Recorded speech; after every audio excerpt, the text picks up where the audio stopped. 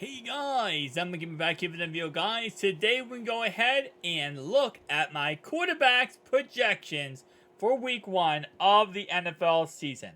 Obviously, we are 8 days away from the NFL season, ready to get right into it. Let's be honest, I think everyone watching this video is excited for football to be back. But starting off right away, I have my usage charts for every single quarterback, my predicted points, my yes, no, maybe, my floor, and my ceiling. I will be going through every single team through the next couple days. Every single position group through the next couple days, and really breaking down which players I'm yes, no, and maybe. Obviously, the quarterbacks are the least amount, as they are only 26 quarterbacks week 1. This is because there is a Sunday night game. No, not Sunday night. Monday night. 2 Monday night games and a Thursday night game, which obviously accumulates for 6 quarterbacks, not on this list here. Just keep that in mind. All right, starting off right away, we have Lamar Jackson. I do have him at a 60% usage for DFS this week, and he's going to be chalky. Let's be honest. He 1,000% is going to be chalky. He takes on the Houston Texans. Should be a great matchup for him personally. But again, like I said, it's going to be one of those situations where new receiving core. He also can run the ball. He's now on a contract. He's 100% healthy. There is just really no reason why he should not go off week 1. The Texans defense, while they have a really good pass rush and a really good defensive line with Will Anderson Jr. now, they don't really have that great of a secondary. So I have his floor at 12 points and his ceiling at 40 points. And I'll be honest with you, I really think he's going to hit closer to his ceiling this week than he will to his floor this week. As long as no stupid injuries happen, he should be able to hit at least 28, 29 points. He should have a fantastic week 1. I do have him as a yes for that said reason. Jalen Hurts takes on the New England Patriots. A little bit tougher of a matchup, mainly because the Patriots that's the only thing they're good at is their defense. The good thing is, though, their offense is pretty trash. So this Eagles defense should be able to give the offense short yardage situations many times throughout this game, which should help out Jalen Hurts when it comes to obviously him running the football and of course throwing the football. Now the cool thing about Jalen Hurts, Lamar Jackson, and Justin Fields is they have a caked on floor just because of their rushing ability. That's why we do like quarterbacks like who are mobile, because it just gives us a little bit more of a floor and a little bit more safety/security. So I do have him here coming in at a 20-point day. I also do have him coming in, sorry, not 22-point day. I have him as a yes. I have 4 at 12 points, and I have ceiling at 40. And I'm not kidding when I say this for Lamar Jackson, Jalen Hurts, and Justin Fields. That 12-point right there for both of them and 15 for Justin Fields literally is they could get that with their rushing. Like, Lamar could run a touchdown, have 7 or 8 rushes for like 30, 40 yards, and he could hit that ceiling within seconds. So that's the whole thing and reason why I love, again, the top 3 quarterbacks here, because they're very mobile. That's also why they're the most expensive quarterbacks on the slate, because, they have a baked-in floor, which is always awesome. Justin Fields takes on the Green Bay Packers. I have him at 50% usage scenario. 20 projected points. I have him as yes. 15 floor, so probably I'd say the 3rd highest floor of any quarterback this week. And again, it's because he's going to run a lot this week. He has DJ Moore though, which is awesome. Chase Claypool, I hope is like mentally okay. But he also does have some really good options there, so he should have a pretty dang good week. I have him at 4-15 and a ceiling of 30. I'm going to say, again, I haven't projected at 20 points, but if I had to give, exact number of where I think he ends up finishing in, I think he finishes with, 25 points. I think he's going to have a really good game. The Packers defense is definitely tough, but Fields, he's been playing them all last season, the season before that too. So it's not like this is his first rodeo. It's the first rodeo for Jordan Love, though, so there could be a couple interceptions thrown by Jordan Love, mistakes made by Jordan Love, 3 and outs, and Justin Fields can get some pretty favorable field positions, which should help him out. And if they get near the goal line, yes, they did just get a brand new running back in the backfield, but it should be Justin Fields all day, every day. Joe Burrow is playing the Cleveland Browns, and he is coming off a calf strain from preseason and training camp. That's definitely something to monitor and keep an eye on. It's very possible that they turn this game into just run the football Joe Mixon and just play very, control the game type of scenario. But it's very possible with Cleveland being a very solid offense that they could put up a lot of points in this game, and Joe's going to have to come back. So I do have his projected points to 17 points. I have him at yes, and I do have him at a 20% ratio for usage. And I think the reason why he's 20%, if he wasn't for his calf strain, I think he would probably be around 45-50. But the problem is the calf strain is going to take him down a notch because not many people are going to want to, kind of risk using him, especially with all the news recently being that he might not even play this game. So I do have him as a yes, and of course 10 to 28 points, 10 being floor, 28 being ceiling. For Tua Tagovailoa, I do love this guy, and I also love Justin Herbert. So I'm going to combine these two in one segment here. Both of them are sitting at 70% usage for this week, 25 points both, and both of them have a 17 and a 40 when it comes to floor to ceiling ratio. Keep in mind, this should be an absolutely great game. This should be the game of the week 1, as this is going to be a high-scoring affair. Both defenses, the Miami Dolphins without Jalen Ramsey, and then the Chargers defense, who I think is really decent, but I think they're kind of mediocre when it comes to how this game is going to go. I mean, and I say mediocre, but keep in mind, I'm saying that the fact that they had to cover Tyreek Hill, Jalen Waddle, okay? That's not easy to do by any stretch of imagination. This should be a 35, 35, probably 42 type of game. I don't even know who would win that game with how crazy this game could be back and forth. I also love the fact they have many stackable options this week for both quarterbacks, which I really do like. Kirk Cousins comes in next year. I have him projected around 17 points. Let's go Trevor Lawrence. I keep going one below. Trevor Lawrence, I have a 65% usage with, of course, 17 projected points, 8 points for his floor and 25 for his ceiling. I have Kirk Cousins coming in at 65% usage, 25 projected points, 8 floor, 28 ceiling. Geno Smith is coming in at a 60% usage, 17 projected points, and of course 5% floor, 25 ceiling.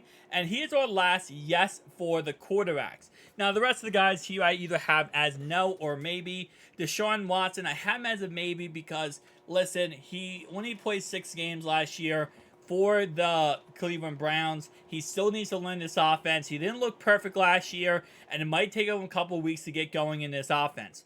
That's definitely going to be a problem. Now, the Bengals have a pretty new secondary.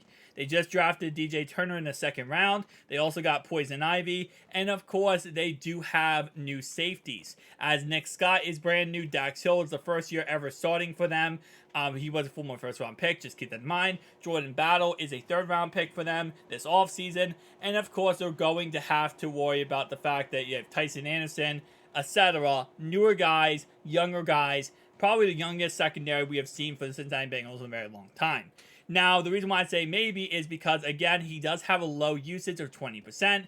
Projected points is 15. Floor is 8, and ceiling is 30. The reason why ceiling is 30 is because if Amari Cooper can really take advantage of this young secondary, they do have Amari Cooper, they have People Jones, and they, of course, do have Elijah Moore. So, and they also have Cedric Tillman, the guy drafted in the 3rd round. So, it's very possible that they can open up this game. But again, the reason why maybe, just the last point here, is that Nick Chubb could dominate this game and take control of it. We do know that they're going to be using Nick Chubb in more of a pass-catching role in this game, so it's very possible that Nick Chubb does have a crazy touchdown, but it's through the air, so that could help out Deshaun Watson. Russell Wilson is a no. I have him at a floor of 3 and ceiling of 18. Matthew Stafford is another no. I have him at 3, 4, and an 18 ceiling. Even though I do have Russell Wilson a very low floor and very low ceiling, I do have him at 20% usage because I think a lot of people are going to try to go after him and think like this is the Russell Wilson, comeback arc. This is like the anime arc that changes everything, and you are, figuring this out before anyone else does it. I don't think that's going to happen. All right, so Anthony Richardson is such an interesting option. And this is probably my lowest option for such a high ceiling. So I have him at 65% usage because, listen, there's going to be so many people who are going after Anthony Richardson this week because they just don't know what he is. Like, what is he going to give you? He plays Jacksonville, which is going to be a tougher matchup. I really do like Jacksonville's defense.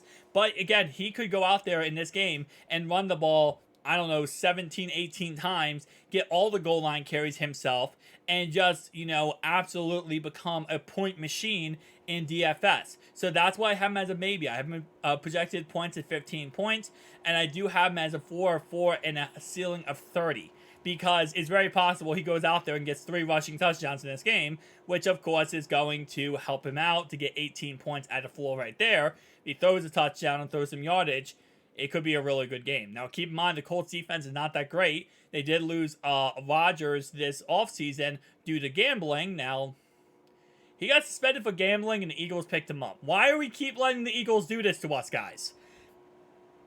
I digress.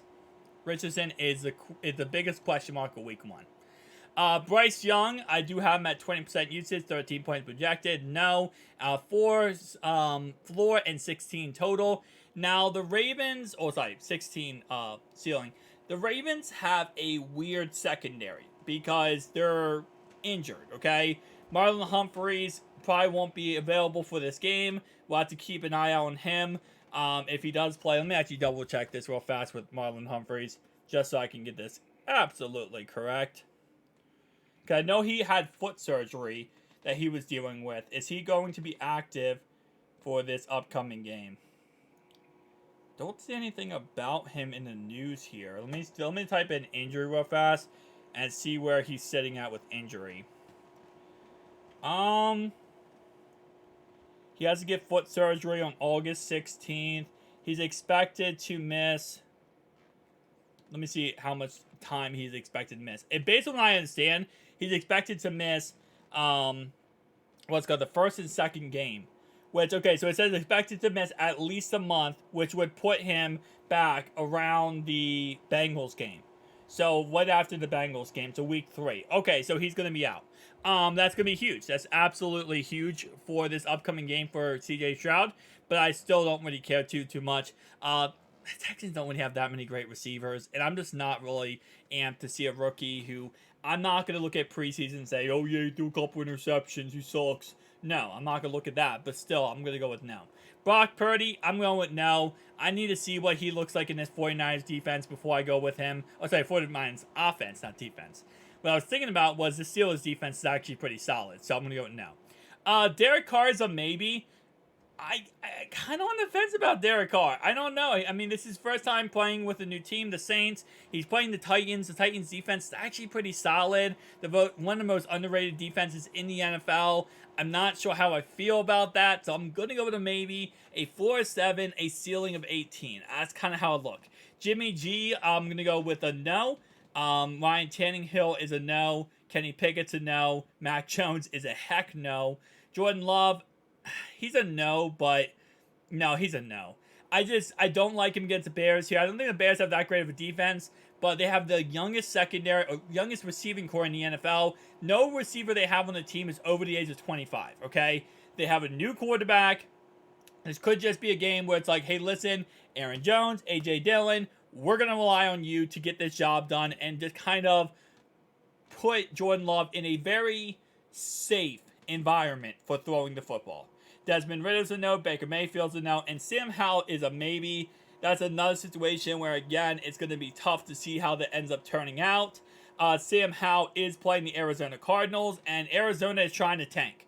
So it's like me sitting here and saying, oh, there's 0% chance that, Sam Howell's going to do good is a lie. Because the Cardinals are trying to lose. So if they go out there, which at this moment in time, we don't know who the starting quarterback is, I'm going to guess it's Joshua Dobbs, the guy they just traded for. But apparently the new head coach, Gannon, claims that they're not going to say it for a competitive advantage. Because, yes, I thought that Joshua Dobbs and... Who else do they have? Hang on. Because I know they have another guy. No. Jake Fromm is actually the guy on the Commanders. They have some, trash can. What's the trash can's name? Clayton Clayton Tune, whatever his name is. That is your competitive advantage? Trash and cans? Listen. No is the answer to if you should start anything from the Cardinal side that game. Commanders defense is actually pretty solid, so I'm going to go with no. Guys, tell me down below your thoughts and opinions. I'll see you guys next one. Peace out.